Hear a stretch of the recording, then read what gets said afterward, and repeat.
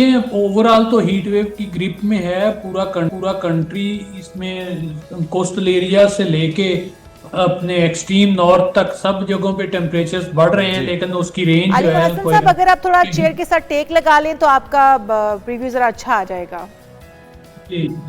तो मैं बता रहा था कि ओवरऑल पूरे कंट्री में ही हीट वेव कंडीशंस डेवलप हुई हैं और मजीद ये 2 से 3 दिन मजीद परसिस्ट करेंगी। तो उसके बाद पंजाब के बालाई इलाकों में, खैबर पख्तूनख्वा में और कश्मीर गिलगित बल्तिस्तान साइड पे कुछ आंधी और कुछ जगहों पे बारिश होगी गरज चमक के साथ। तो उससे थोड़ा सा टेम्परेरी रिलीफ होगा। ये 2-3 दिन की एक वेस्टर्ली वेव है शैलो सी, लेकिन अभी जो करंट कंडीशंस हैं इनमें 2-3 रोज इसी तरह से गर्मी की शिद्दत विद इंक्रीजिंग ट्रेंड जो है वो बरकरार रहेगी। अच्छा अली मोहसिन साहब, हीट वेव का भी कहा जा रहा है, ये हीट वेव कहाँ कहाँ मुतासिर कर सकती है, इसमें किन चीज़ों की एहतियात बरती जाए शहरियों की तरफ से? देखिए, जो हमारे पंजाब के बालाई इलाके हैं वहाँ पे तो जो है ना 2 से 4 degree centigrade above normal temperatures mostly जो है ना वो 44 तक जो है ना जाने के चांसेस हैं। फिर साउथ पंजाब और अपर सिंध वहाँ पे जो है वो 48 से लेके 51 तक जो है ना वो ज़्यादातर इसमें अपर सिंध के एरियाज हैं। ये सखर, शिकारपुर, कंबर, शहदादपुर, जैकबाबा, लाड़काना, मोइंजडैरो, ये वाले एरियाज, नवाबशाह, घोटकी, खैरपुर और साउथ पंजाब के बहावलपुर डिवीजन खास तौर पे। तो इन जगहों पे टेम्परेचर जो है कल और परसों में चांसेस हैं कि ये 50 को टच कर जाएंगे। तो बाकी बालाई इलाकों में आज भी कल टेम्परेचर मैक्सिमम लाहौर की अगर हम बात करें तो 42 था। आज चांसेस हैं कि ये 43 से लेके 45 के रेंज में होगा टेम्परेचर, और कल भी जो है ना वो 45 को टच कर जाएगा टेम्परेचर लाहौर का। तो परसों से इंशाल्लाह दोपहर के बाद कुछ रिलीफ होगा। अच्छा, ये तो अगर 50 या 51 तक टेम्परेचर होगा तो वो फील लाइक तो फिर 5 इसमें और इजाफा कर लीजिए।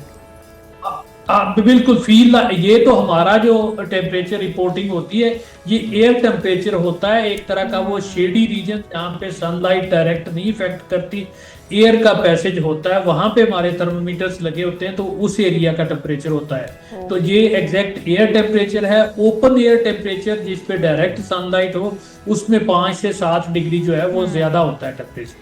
अच्छा अली मोहसिन साहब, जिस तरह से ये आगाज हो चुका है लानीना का, ये कब तक यूं ही जारी रहेगा? कब मौसम बेहतर होने की उम्मीद कोई रखी जा सकती है?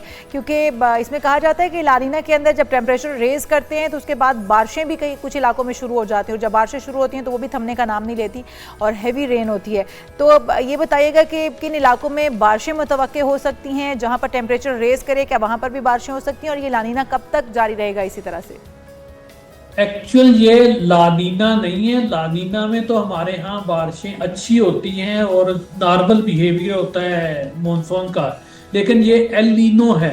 एल नीनो का इम्पैक्ट हमारे ऊपर जो है वो बारिशों के कमी की सूरत में आता है और एक्सट्रीम इवेंट्स जो है ना वो बढ़ जाते हैं। हीट वेव्स खास तौर पे जब एल नीनो ईयर्स होते हैं तो उनमें हीट वेव्स की इंटेंसिटी और फ्रीक्वेंसी दोनों बढ़ जाते हैं, जिस तरह के हम इस मरतबा भी फेस कर रहे हैं कि टेम्परेचर हमारे मार्च के मिड से लेके अभी तक जो है अबव नॉर्मल चल रहे हैं।